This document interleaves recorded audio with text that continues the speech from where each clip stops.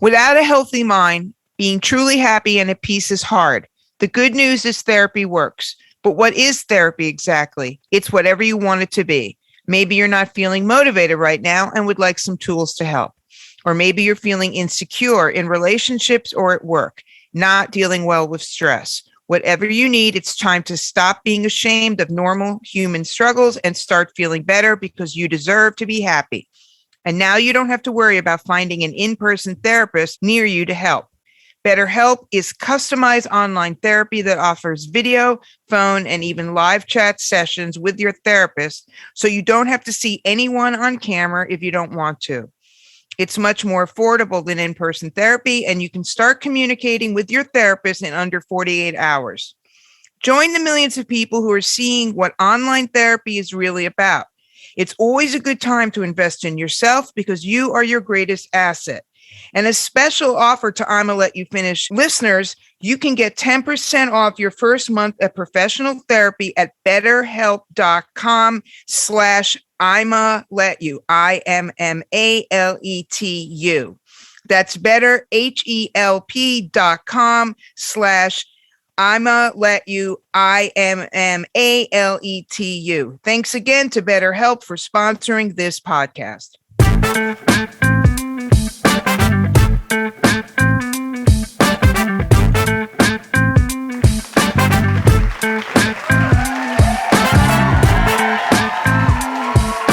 Oh, hello. This is a very, very special broadcast. Oh, hello. We're pretending we're the king and queen. Live from Balmoral.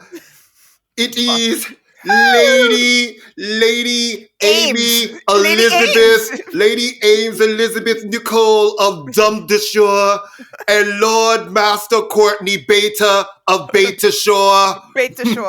And I'm gonna let you finish show number 124, where we have we're gonna stop this accent because neither one of us can keep it up. I mean, on the Pantheon Podcast Network, we have a very special guest today, ladies and gentlemen. Prince Harry will be here today. He'll be here later, because he's been everywhere. Why not here? Yeah, I think I saw him on the Uptown Bee yesterday. I wasn't quite sure. Wait, in a page boy hat, looking around like, does anybody notice that it's me? Oh my God, that's the beautiful thing about New York. Nobody would notice. They would notice and not care, and not give two shits. They'd be like, "You're standing in front of the door, please. Can you move? Really move? Do you not get the watch the closing door? Why? Because we're not saying mind the gap. You can't move your monkey ass. All right, we'll talk about him in a second because whatever. Okay, I do not program television. Mm-hmm. Believe it or not. Mm-hmm. But if I was going to program a relatively major, even though we all know the Golden Globes are bought and paid for and full of shit, but the comeback of a relatively major, relatively influential show, what day of the week would I put said show on primetime television? Would it be a Monday? Yeah, usually Mondays. Would it be a Sunday? Yeah, possibly. Not a Saturday. Tuesday? Is Tuesday even a day of the week, really, when you think about it? Tuesday, so the Golden Globe. Tuesday is good for Taco Tuesdays and margaritas. Yeah, I mean, Tuesday is the day that you use to not do the things you were supposed to do on Monday and get ready for the things you should do on Wednesday. Right. It's a waste. It's basically a wasted day. I had no idea the shit was even coming on. I didn't either. The only reason I knew is I think I was watching MSNBC and I saw a commercial. I went, oh, Gerard Carmichael. I like him a lot. And I turned it on for the opening monologue. Mm-hmm. And all right. So, oh my God, everybody's up in. All right. I like Gerard Carmichael. Mm-hmm. He is not, you do not go to Gerard Carmichael for yuckadoodle-doo. Right. He's not that guy. Right. He's not telling jokes. He's doing observational humor. He sat down on the stage for part of it. He is very dry and deadpan, and he came out and basically said, like, hey, guess why I'm here? You needed a black host. And guess what? That's why he was there. That's why he was. Listen, they're the ones black and gay. They got two for the price of one. Right. They're the ones who will have Ricky Gervais. So nobody should be surprised by anything biting in a monologue that comes at the Golden Globes. Well, yeah, but it was. I heard he said something about Whitney Houston. Yeah, or something. and you know what? It was funny. I'm sorry. He said, "Brought to you by the Beverly Hilton, which killed Whitney Houston." I mean, okay. Whatever. She's been dead. It's not too soon. And he made a joke. I mean, she is dead, right? Yes. He made a joke. This is actually funny, where he was holding 3 Golden Globes that were Tom Cruise, supposed to represent Tom Cruise, and he would say that we will trade them if someone can tell us where Shelley Muscovich is. Ooh, are they coming from Miss Shelley Miscavige? Miscavige, right. And then he made a joke about Will Smith, that they gave him the award off camera, and he got the Rock Hudson Overt Display of Masculinity Award, which is hilarious. That is kind of funny. That's kind of funny. But he made all the white people nervous, and he did name check our pal Stephen Hill, who I didn't know was producing. Yeah, because he's producing the Golden Globes. Who knew? So shout out to MTV veterans. You know, I like Stephen a lot, but it made people nervous. Whatever. It's a bullshit award. We all know it's a bullshit award. Proven by the fact that it wasn't telecast last year, and somehow life went on and people won things. Life went on. So the Fablemans, which I haven't seen, won Best Picture. Banshees of Inisherin, which I did see, won Best Comedy. Great. It is great comedy. I mean, it's not. I haven't heard that it's a comedy. Well, there's a few jokes in it. If you consider a joke a really cute donkey. It's not funny. Haha funny, but it's really good. And then they gave every award in the book to Quinta Brunson, who deserves it, but it just felt like, oh my God, here, take one. And then some other, Michelle Yeoh won for Best Actress, so she's cool. We like her. And I'm the only person in the world who didn't see Goonies, but the guy that was the young actor in Indiana Jones, who has now come back in Everything All at Once. Anyway, who cares? It was on a Tuesday. Was Pia Zadora there? She might have been. I mean, that's how insignificant these awards are. And there was a lot of cutting. Don't you love it when people are telling jokes about black people? When black people are telling jokes about white people, they always cut to the one black person in the crowd. To see what their reaction is, and their reaction was, I love all the actory faces that they do when you get the shots of the crowd, or when somebody wins and their actor friend is like, oh, I'm so proud for them. There's always one person who's going to be like standing up, and they do that like hand clasp thing with that face that says, I'm so proud of this moment. Well, their faces aren't moving. That's the thing. But it's just, and Angela Bassett won something, but it's just, I mean, good. Yeah. I mean, it's all great, but it's just so funny. It's like every time somebody black said something, every time he said something about white people, which was basically all the time, because he said, they can't fire me. I am the black face of a white organization. And he told him how much he made for the show. How much did he make? He said he made $500K. Anyway, so that, yay. All right. You intro Prince Harry, because I can't even with him anymore. Well, my third cousin, twice removed by marriage, Harry, Duke of Sussex, Windsor, Mountbatten, dancing queen. We are a dancing queen, young, and she's only 17. Evidently, he's written a book, I think. Wait, has he? And there was a TV show. Is he also doing the Royals on Ice? That's what I'm waiting for. Evidently, the Ice-capade shows. I just looked out my window. I think he's on the corner there with a megaphone telling everybody there's a book. Now, here's the thing. Next to the weed spot. Right. Let me just say this. Say this. I shouldn't say believed. I still believe Harry and Meghan. I do. I believe them. Both of them? Yes, I do. Okay. I feel like the root of the shit, I absolutely believe. The racism part. I saw it, I felt it, and I looked at all of that. Yeah. But I'm really dumbfounded by the fact that, okay, you do this Oprah interview. The backlash of that is terrible. Terrible. Changes your whole reputation, right? Because now you're trying to fight the press. And I get all of your reasons for wanting to fight the press, except you're going to want to move on they're always going to have a headline to sell. And now with online, they always have to fill space and get clicks on their site. So they're going to talk about you. They've been talking about you your whole life.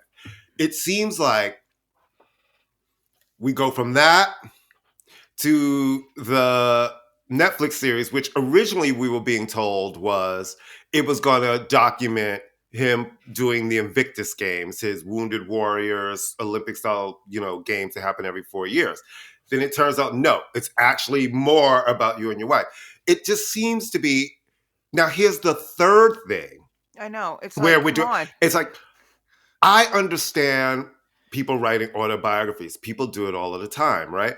But what makes this different to me is the fact that no matter how much family pisses you off, I am one of those people who believes in not crushing my family publicly. Certain shit needs to stay in the family. Now, if you say this is my right to tell my story, okay, that is the truth. Then I also feel like you should do like most people have done when they write an autobiography and they're talking about their family is, you let them see it before you put it out so at least they know what you're saying about them. So the fact that you didn't let anybody see it, you come out and you're saying all of these things, and it's like, it's not for me to say whether they're true or not true. But at the end of the day, I wish you would have done, because your book was a bestseller from the time it went on pre-sale, it was a bestseller everywhere. One interview with your UK reporter, let them license that around the world. But now it's like, you had Anderson Cooper, the UK interview. You did Good Morning America. You were on Colbert. Stephen Colbert last night. Right. You're on the cover of People magazine. Yeah, it's enough. It's kind of like, and some of the shit that's coming out is like, it's petty to me. The fact you're like, I love my family. I want to be together. My brother's alarming hair loss, and he used to look like our mother. But it's changed so much. And it's Harry will never look like his father because that's not his father. Sorry. It's just right. It feels allegedly. Right. Allegedly. It feels to me less of an autobiography, it feels like a revenge tour. Like, you guys fuck with me, and I'm gonna fuck with you. And part of me sometimes would be like, oh, I like that. Except I am a person who believes like family shit, deal with your family. Like, because when you start dragging your family out, and when he's asking like, when's the last time you spoke to Camilla? Now, I don't expect you to fucking love Camilla. I wouldn't love Camilla. Okay, I don't expect you to do that. But you're naming all of these people and all of these things. And I'm like, well, what's your accountability in this? Because you and Megan were not two innocent angels. So like, there was leaks going back and forth and those things when you had suddenly Megan's friends speaking out. You remember that whole moment? They were all, we didn't get permission in the whole book. I was glued to the television when all of this was happening. It's just so dumb. Look. We're Americans, so we have a fascination with the royals because they're really, it's like something we don't have to be concerned with. Right. Were the deep-seated British, is there racism? Of course. Though, but for Meghan Markle, though, to say that she didn't realize she was black until like 3 weeks ago, it's like, that's a whole nother conversation. As a white woman, I'm not going to dive into it. I'm not going to. A whole show on that shit. Yeah. I was like, what? Wait, until I met my husband. Yeah, I didn't realize I was black when I was look at her and I'm looking at her mother like, how did you raise? Who did you think that woman was? Who did you think that woman was? All right. Is there racism? Yes. And that is something that should be a serious, sobering conversation. Okay. Is the monarchy like a ridiculous thing? Yeah, probably. But the Queen is the constitutional head of the British state. You can have that discussion. It's not a discussion for Americans to have. Right. But yes, these are all valid points. This just feels like did his mother die? Yes, that's tragic. Did he have to go through this all in public? Yes. Is the British press vicious? Yes, the British press. But enough. There's a pettiness to this, and it's like you can't say, I don't want the title and to be part of this machine, part of the firm, and then ka-ching, ka-ching, ka-ching.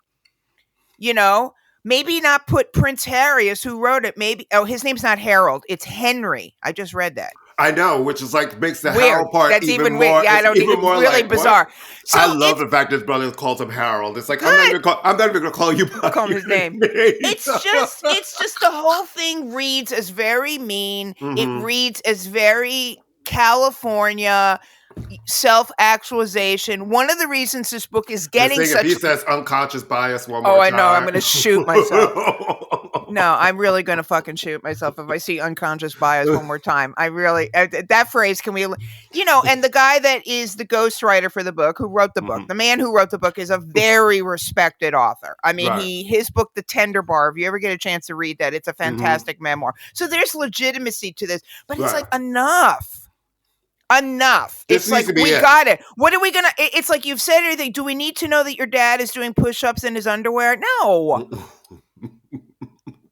I just don't, there's a mean, and it's also a whininess. Sorry. It's like, I don't see any point. I haven't read it. I've just read the, where is he taking accountability? He's not an innocent in this. No. They're racist. Yes, we know that. They're this. Yes, we know that.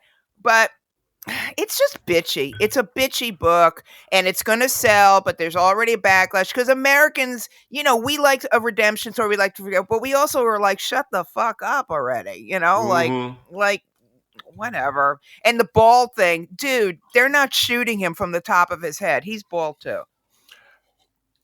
I'm just like, it's bitchy. It's a bitchy book.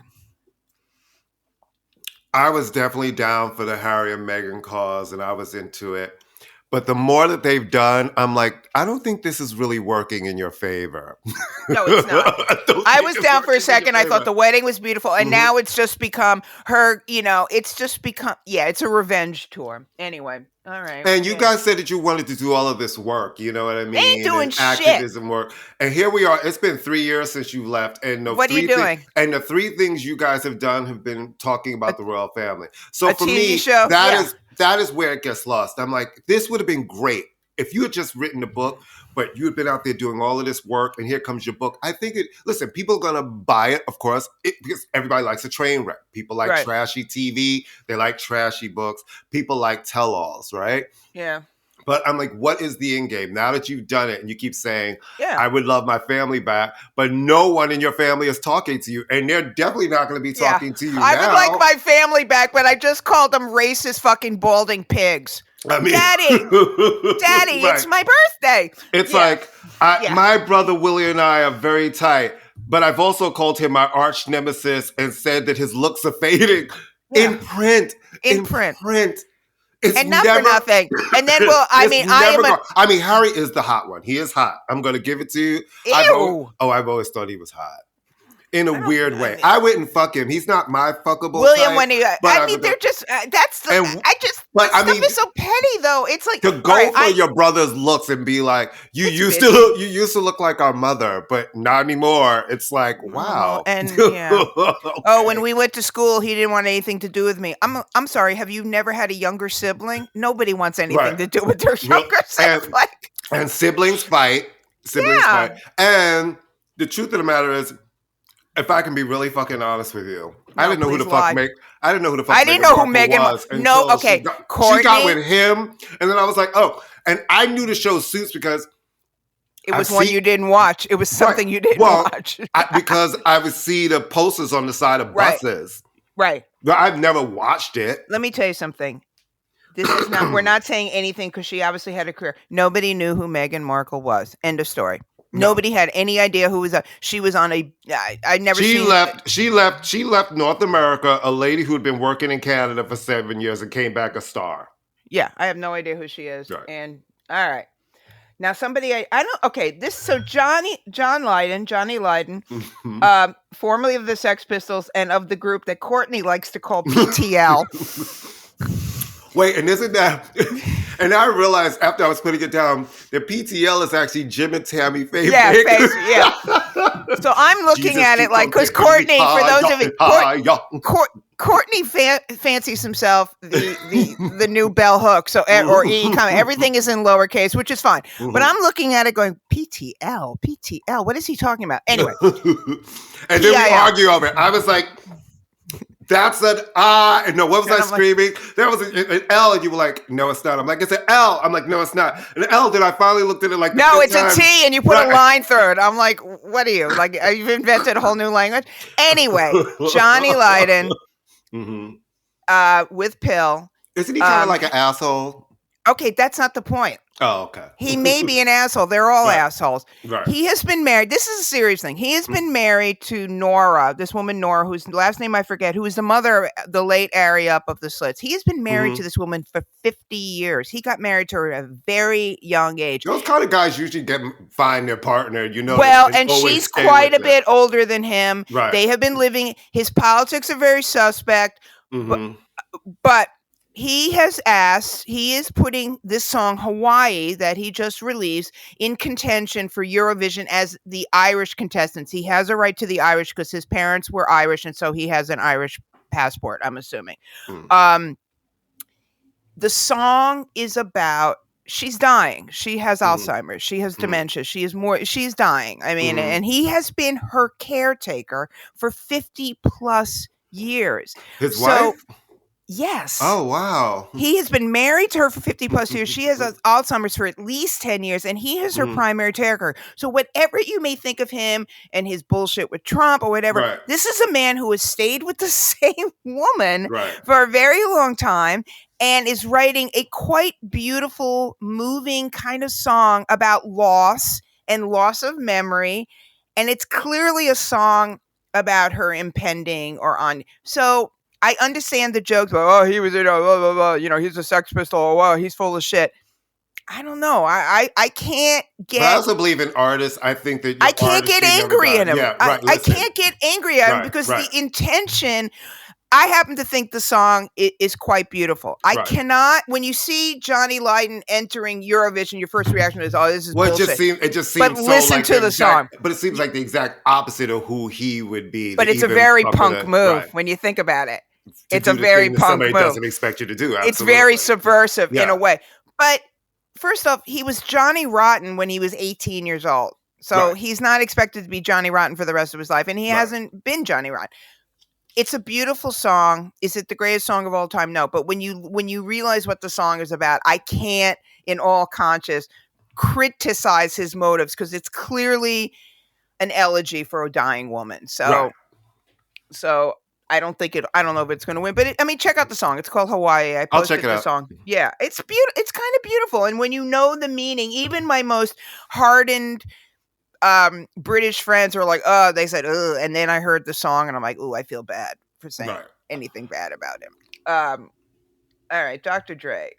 I'm going to bang my head.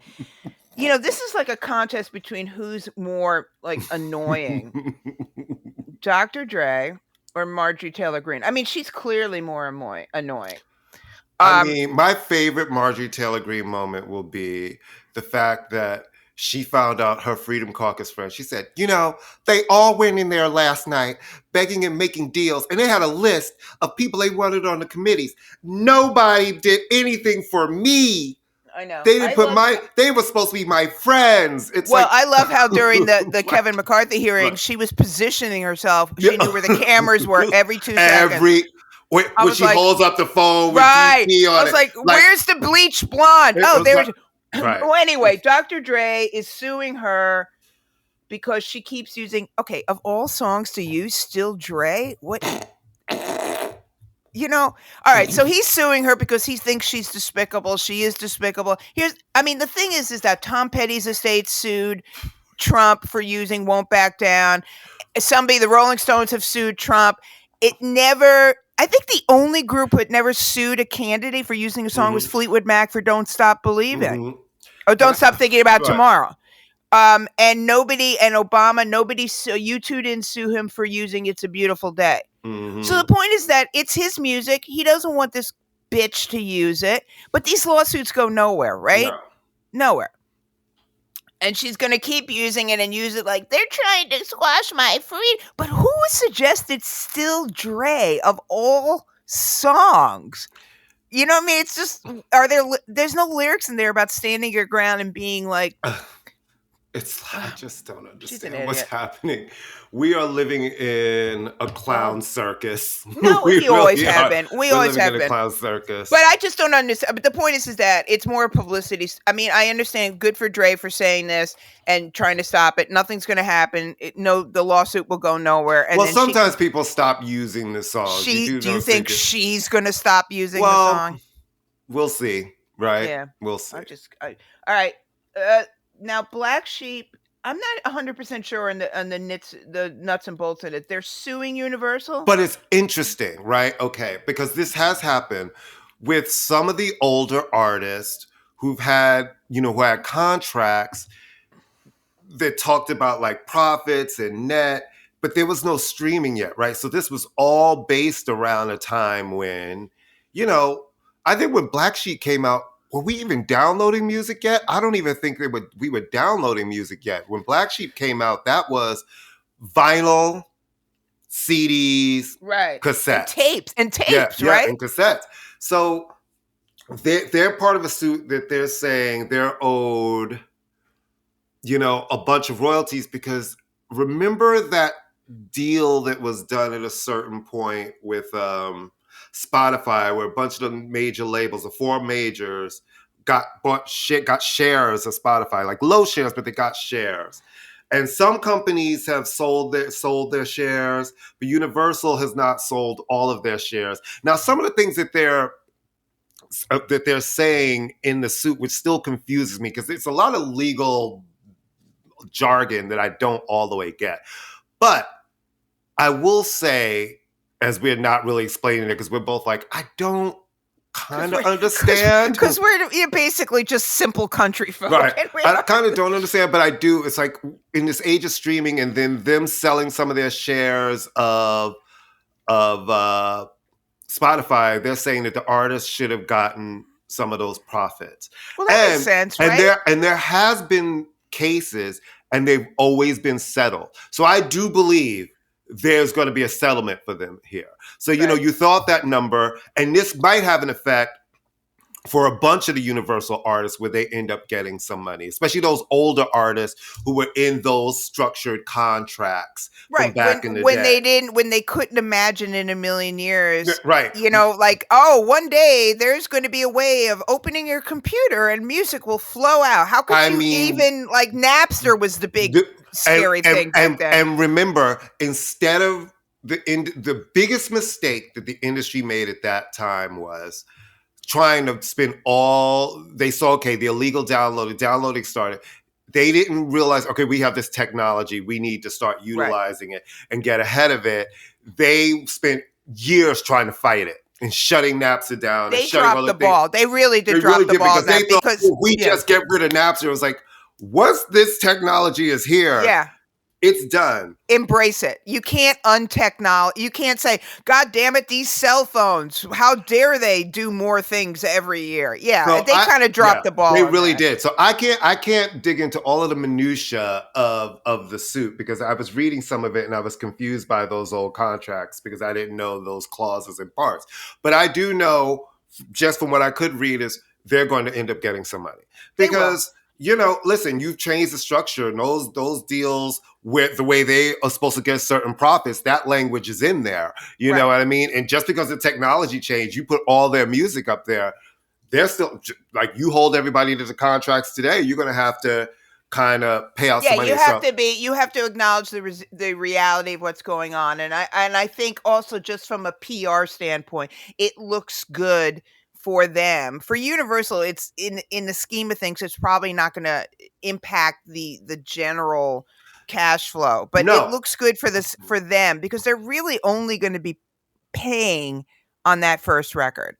I mean, in terms of profits, right? The one where you can get with this, that's not what it's called. The song, you can get with this, you can get with that. It's called something else. Yeah, but the thing is, it's like, pay the people. Just pay the people. Pay the people. Pay them out. Pay them. Pay the people. Oh, and by the way, hi, we're in New York. Please pay the nurses, guys. Pay the nurses. Nurses are on strike in this city right now, and we need to pay. It's so weird. Just a few people get to make in these hospital systems millions of dollars, and then it's like, 5 minutes ago, nurses, we were clapping for them at 7 o'clock every night. You know, they were heroes of the pandemic, and now they're marching in the street, having to go on strike. And the music industry is the same way. It's like, you know, you will always try to find a way to shit artists out of some shit. Because, you know, music cut saves lives. checks. Mm-hmm. Cut a check. Just cut a check. Because you're going to cut this check. So you might as well figure out what that is and cut the check. Cut the check. Because what people don't realize is, yes, new albums and these new artists you love, they stream and they bring in lots of money for the labels, but they're making shitloads of money off of all of the catalog. That's the biggest thing on streaming.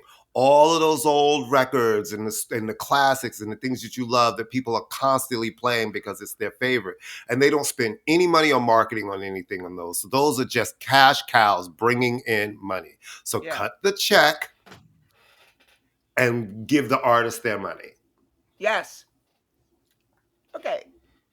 We already discussed. Hold on, I have a message. Harry will be here in 3 minutes. We are cool. T-3 to Harry. Put on some pants, Courtney.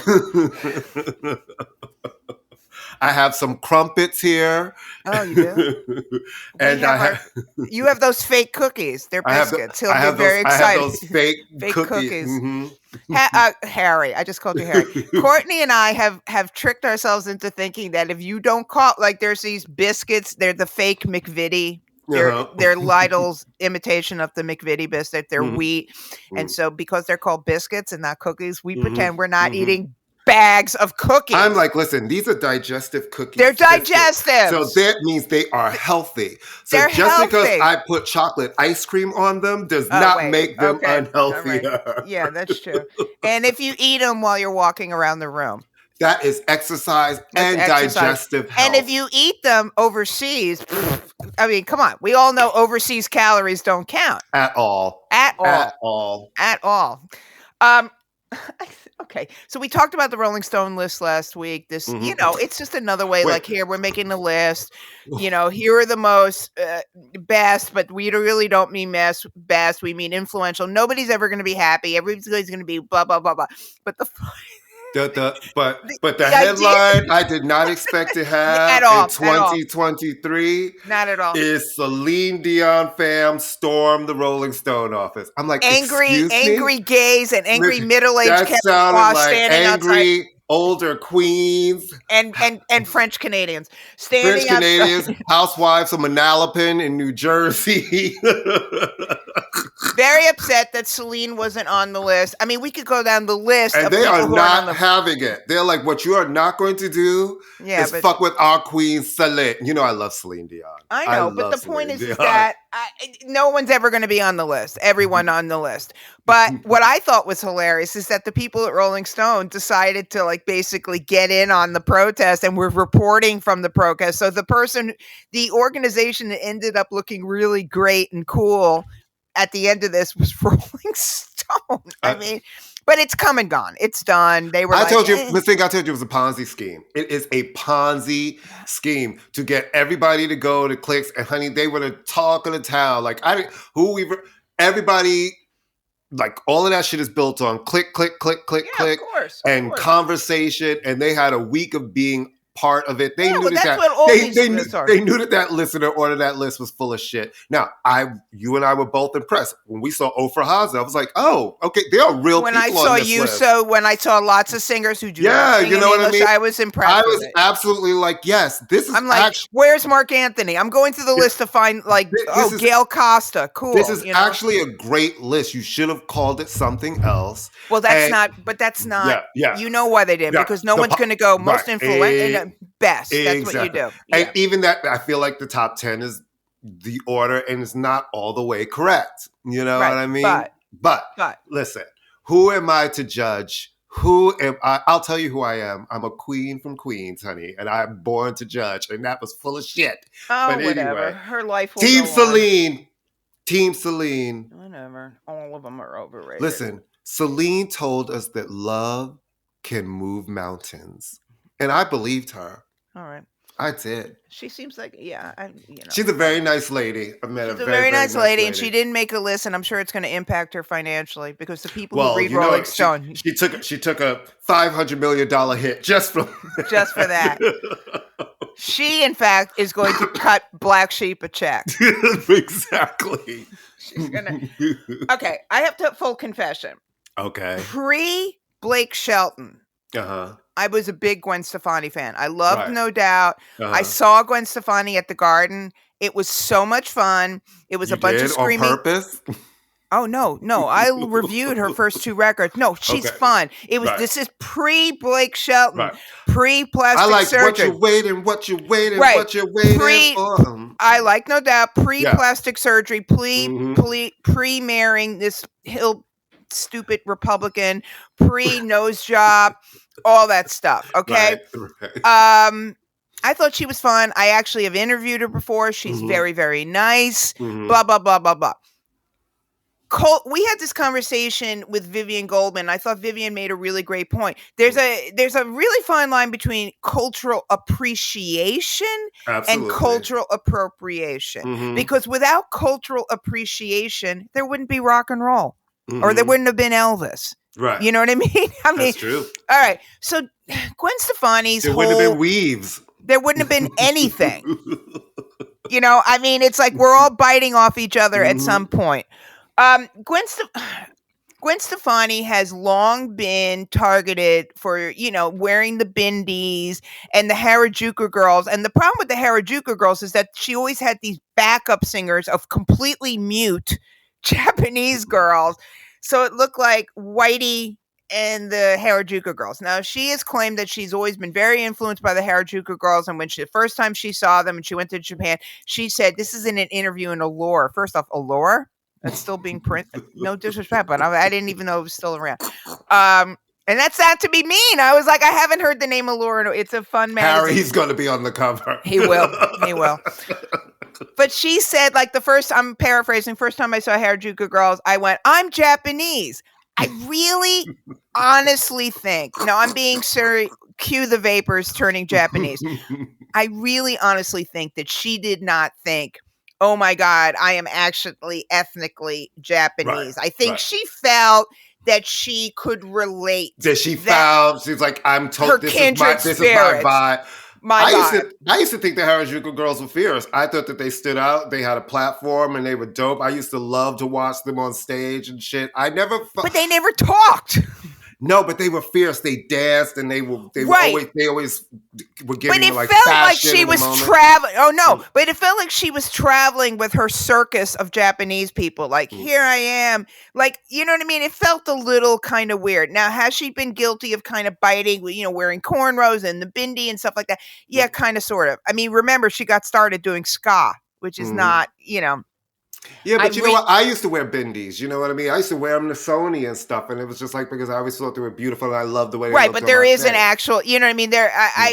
But there is an actual cultural. There is, but here's the thing that I have to ask you, and this is a real question, right? Yeah. If you start traveling around the world, you do stuff. If I see a beautiful sari when I'm in India, right? Am I not allowed to buy it? Because then if I buy it, no. I have bought stuff. But I feel like the way people are really kind of taking everything now. If you're influenced by something or you use it in your music, it's almost like it's being seen as a bad thing. Like, you can't do this. Well, but I think with her, the problem was that it was the visual of having these mute dancing girls behind her. I think, and also her just not handling the question. What she could have said was, it's been a bit of influence. I'm integrating it into, that kind of thing. And so I really honestly don't think that she thinks she's not, what's her face? What's the Rachel Dole, she's not the Japanese, but I just think she handled it stupidly she didn't, because now she's refusing to make a comment, which is fine and it'll be done. But I just think but cultural appreciation, there's a difference between, it's like white people with dreadlocks gives me a headache, like nobody's business. Like nobody's business, Courtney. All right. But I just think that she misspoke. I don't think that she actually thinks she's Japanese, but if I were her, I would just kind of like, I I think mean, everybody needs to stop being so fucking sensitive about everything. That's actually well, how I be think. sensitive about the things that really matter. Absolutely. And they're putting everything on the same scale. And that Same is scale. and that is how shit gets watered down, and then the real stuff just comes and goes without any action, because everything is not the same. I think people should be allowed, if you're an artist, things are going to, the more you travel around the world and do things, your art is going to be influenced by that. And I think you should be allowed to have your art influenced by that. I think As we long know. as you give credit. If you're pretending that you invented this, Right. my problem was always that she did this and never and had these women standing behind her like puppets, like back. She never brought them up front on the stage and let them sing or dance or explain everything. So she Mhm. kind of did that, but this I really honestly don't. I mean, she's wearing like plaid shirts and cowboy boots. Now, she ain't from fucking Oklahoma. She's from like San Diego or something like Mhm. that. I think Mhm. she's just a girl who likes to soak up shit and pretend it's hers and welcome to music. I mean, I just find it. I To me, I really know when honestly, something feels offensive. I'm not really offended by I'm not her. offended. It was just stupid. Yeah, But then we're not Japanese. right. We're not Japanese, Yeah, but and I'm we're also not living black, and in. I've watched Japanese kids have afros Right, and that's want what to I'm rap saying. and Yeah. completely have this whole hip Oh, hop that's culture another look that drives me dressing nuts. like black kids from Yeah. Brooklyn and the Bronx. Well, You know what I'm saying? darkening their faces. All of the things. Right.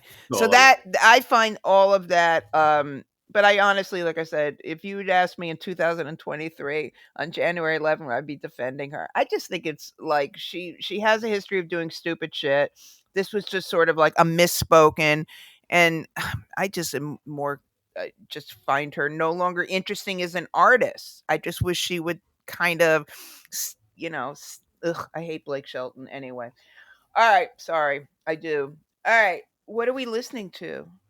Are we listening to anything? Oh, I absolutely. know. I'm going to let you take. I have something to I, say I about this song. I love Everything But the Girl. Everything But the Girl has returned with their first new song, Nothing Left to Lose. First song in 24 years, and it has been on repeat, just nonstop. Nonstop repeat since yesterday. I love it. I love them. I love Tracy's voice. I love that it doesn't sound like anything else. And it makes me really excited for the album. And I love the video. I'm just really, really excited about that. And I've told you, I've been listening to this young lady, Gabrielle Well, can we stop? I Applin. just want to weigh in on everything but girl, and then please talk about Gabrielle. Mhm, All right, so I listened to it because I too like them. I am not an obsessive fan of everything but the mhm, girl, but I do like them. I think the thing that I actually don't like about this song is her voice sounds very different than it. She doesn't, and I have read comment. It doesn't mhm. sound bad, but there's a tone to her Well, she's voice. old. Well, right, she's older now, right? So they're Right. both older. I love the tone because it sounds like her, but her voice is deeper. It's Yeah, deeper. it just But and I it's love not it. an awful thing, but Mhm. there is a vocal to like she put out a record what 8 years ago, 7 years ago, a dance record, which was really kind of an interesting record. Do you remember that record? I'm talking about a solo record, Yeah, she did. It was called Record. It was like right? 2 years ago. That was a Oh great no, it was record. more than 2 years ago. It No, was more. well, the record. I think that record was like maybe 2018. Then maybe Maybe. It was a 2018. good record. It was an Yeah. interesting record. And I'm not saying yes, voices change. I used to be a soprano, believe it or not, when I Mhm. was in high school. Um, there's just and I don't dislike the song. I love the I Kiss You in the Decay. I love that kind of stuff. The video gives Mhm. me a headache. I really don't need any more strobe Yeah, dancing, but her record. It was 2018 when oh it came wow, out. okay. So 2018. that's, Mhm. a little while ago. Mhm. I think she's a great singer. I think she's a very idiosyncratic singer. I love herself with Massive Attack. I just there and it's not a bad thing. I guess I just have to realize that I was going into it thinking I was going to hear something vocally. I'm hearing something a little different, which is not a bad thing. It just a thing, and I just have to I will be very interested to see what the next single is. What direction they're going to go on this. So, um do we know why they didn't do anything for 24 years, or was it just life? They just had life? Yeah. Well, I'm assuming When she had kids or something like that. they've had 2 kids who are now in their 20s, Are and they they both married to? They really yes, married they're to each other? married. Oh, They're I didn't know married, that. and they both, wanted to do different solo stuff. Okay. And he's put out his records. He's got a label. He's a DJ. He's a producer. She's put out a couple of solo Right. records, and they had never, they hadn't even talked about doing everything but the girl record until sometime last year. They started toying around, and Okay. then it came together. And they said this first single is also not indicative of just the whole album. Is Okay. not like So electronica. this is like a They're like first single. they're like it's a mixture of styles. People are going to be surprised, and I love that, Okay. right? Because if I you like think that about too. them, every album of theirs is so different. Like the It is. electronica trip hoppy stuff came at the very end when we Right. went from that into like a club record.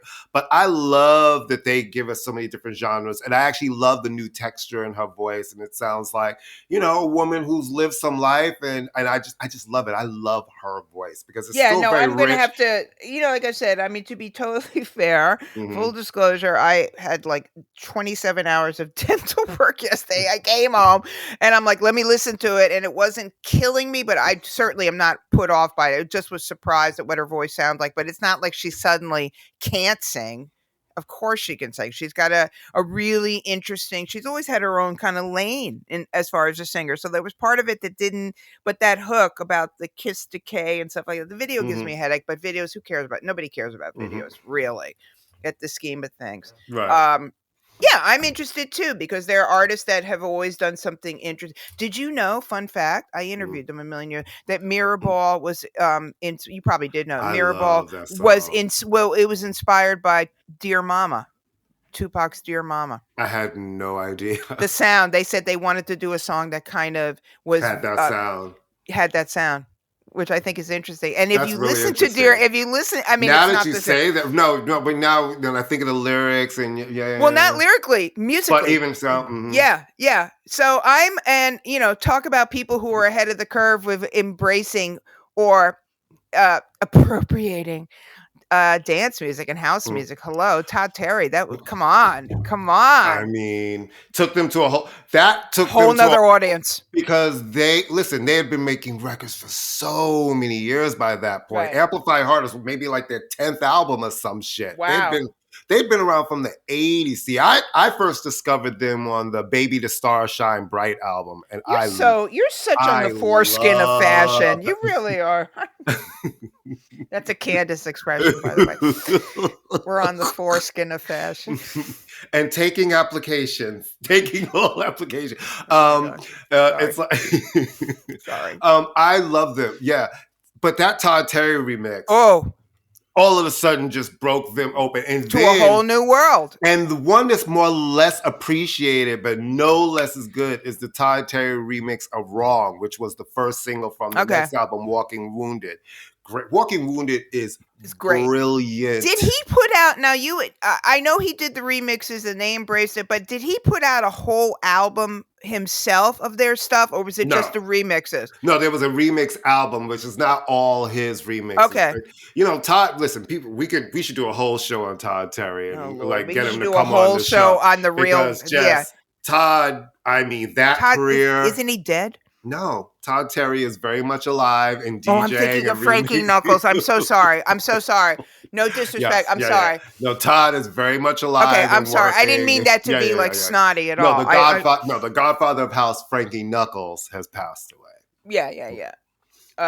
Another icon. Nice was the please, nicest guy. come on. Nicest guy too. And his music, let me just tell you something. Friday nights at the Sound Factory bar, he used to just, it was just everything. Like, see, Beyonce should have tapped into those people. The interesting, she should have tapped into Mr. Fingers. I would have Moody loved, Man. Did she tap into Moody Man? Oh my God! Listen, I would no, because no dance producers worked on the album, right? So this was a dance album done by basically The Dream and R&B producer. No, I can't say that because Mike Q. Well, she sampled Mike Q's song and stuff. But I feel like, and Honey Dijon, who is a dance producer, worked on the album. But listen, I always say that when people are tapping into the vocals of, you want to talk about the Black women who lit the clubs up for decades upon decades. Like nobody tapped into Cheryl Lynn, you know what I mean? No one's tapped into Right. Jocelyn Brown. No one's Right. tapped into Lolita Holloway, Sharon Red. You know what I mean? It's like voices on voices on voices. Claudia Barry. So Alicia many. Myers.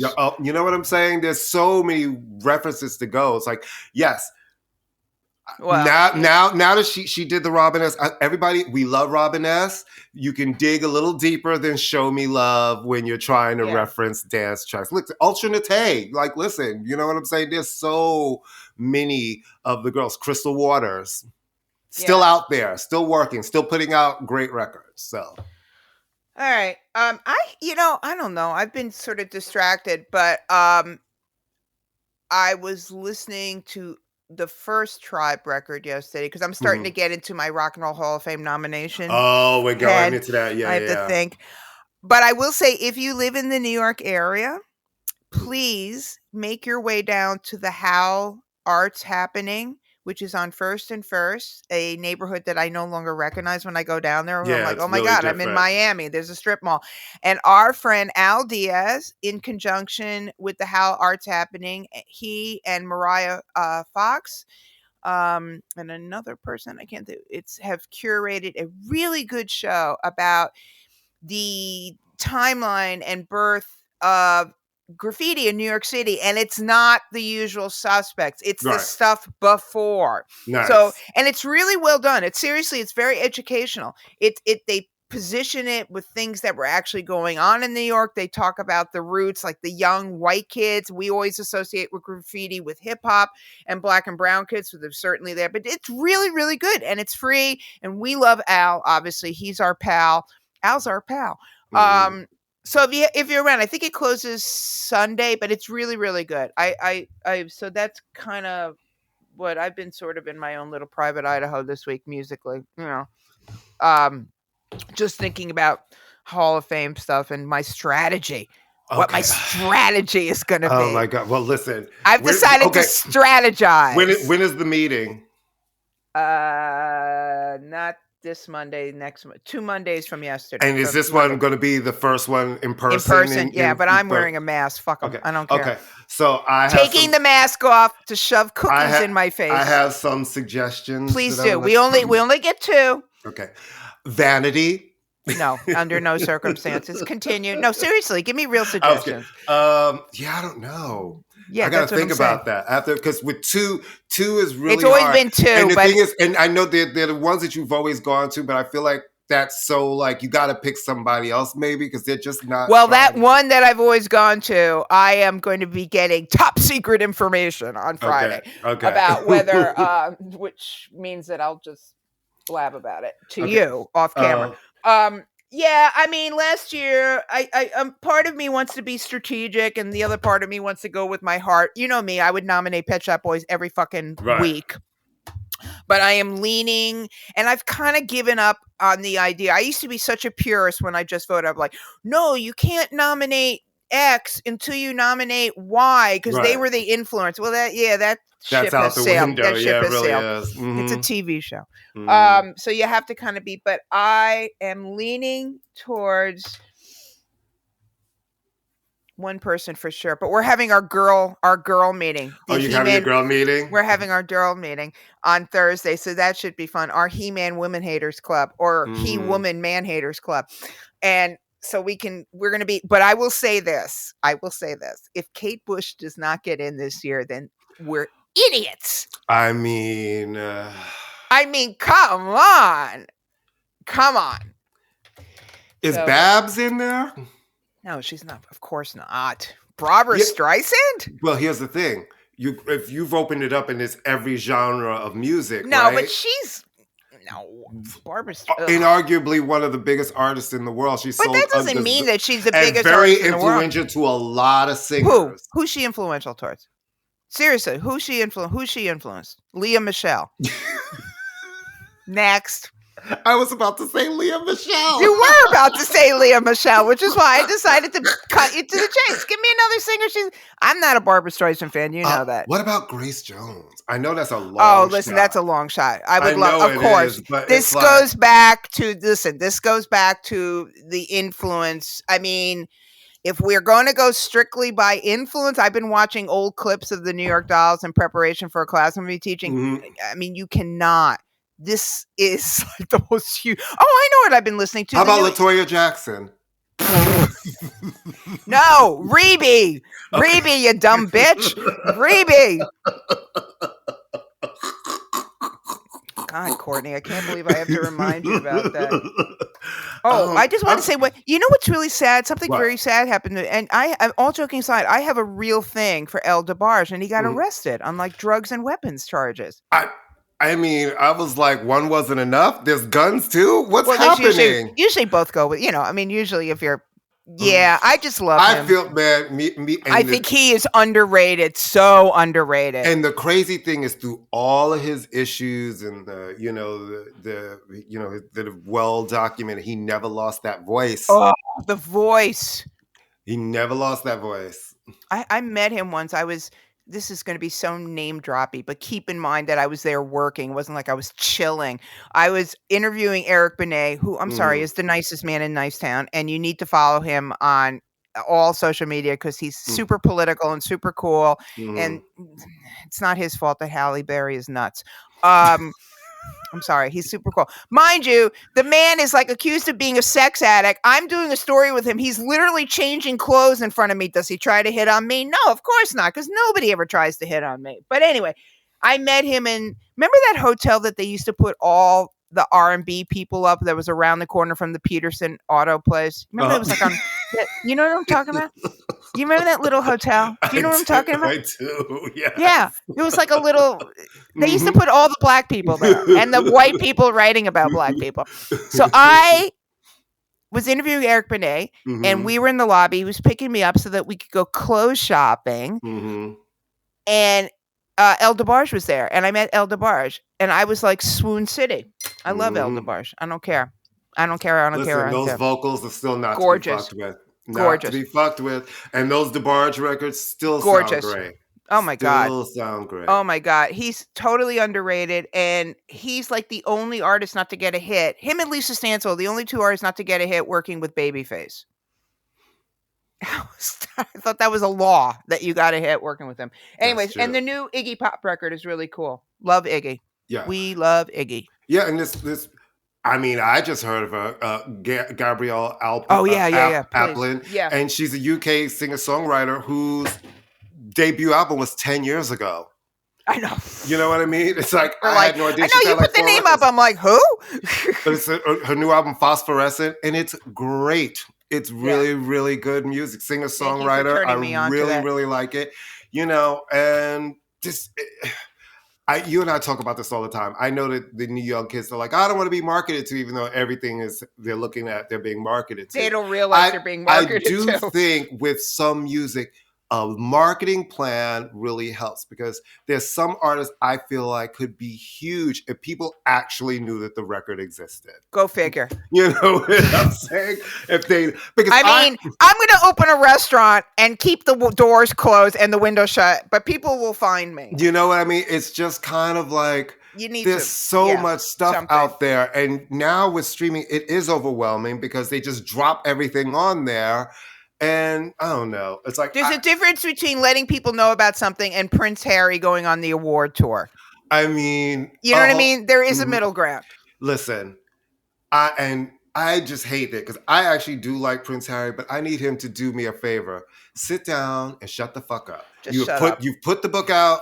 Let it do what it's going to do. Go do some good in the world like you guys said you were going to do. Because this seems like, now it seems very Hollywood celebrity moment. He is. Now, All right, I have to go to therapy. I have to go. No, I'm serious. Therapy. No, I'm serious. Oh, today? What time? Now. Oh. Well, folks, then you know what it is. Farewell from Balmoral. Not now, but soon enough. I'm building up issues as we speak. And, Leave a comment. Tell a friend. Thank you. We're growing in mightiness every week. We're growing in mightiness every week. Thank you to the Pantheon Podcast Network, all of the other shows on there. It's great. We love you. Their show Basic just won some kind of award. I know. I did. I voted in the Me too. in the Me situation. too. Me too. Yes, I did. Voted, yes, I did. Yay for good. us. Yay for. And we'll be back next week and things. Well, hopefully Harry, because he was supposed to be here, but he stopped and talked to every person who had a microphone, so it made him late to get. Or not even a microphone, earbuds. He put them in his ear and started fucking talking. Let me just tell you something. I love my siblings to death. But if anybody writes a book, you can write a book and you can say whatever you want to say about me. But if you start talking about my fucking hair falling out and my face changing, we're going to motherfucking fight.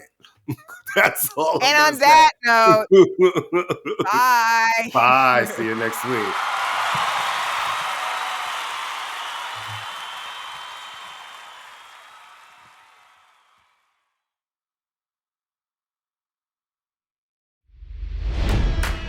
It's NFL draft season, and that means it's time to start thinking about fantasy football. FantasyPoints.com features industry-leading experts and prognosticators using proprietary hand-charted data to help you score more fantasy points. FantasyPoints.com is the place to go for whatever kind of fantasy football you play. Whether you play fantasy football, daily fantasy sports, or do a little bit of everything, Fantasy Points has the meticulously researched content to guide you to victory. And why wait for the fall? Fantasy Points also covers the new spring football league, the UFL. Join the guru, John Hansen, Scott Barrett, Joe Dolan, and other massive names in the fantasy football universe with an exclusive offer. Use code Pantheon for 15% off any Fantasy Points package, including the all-in package, with access to every article, tool, and data nugget that Fantasy Points has to offer. That's FantasyPoints.com and code Pantheon for 15% off at Fantasy Points. FantasyPoints.com, code Pantheon. Score more fantasy points.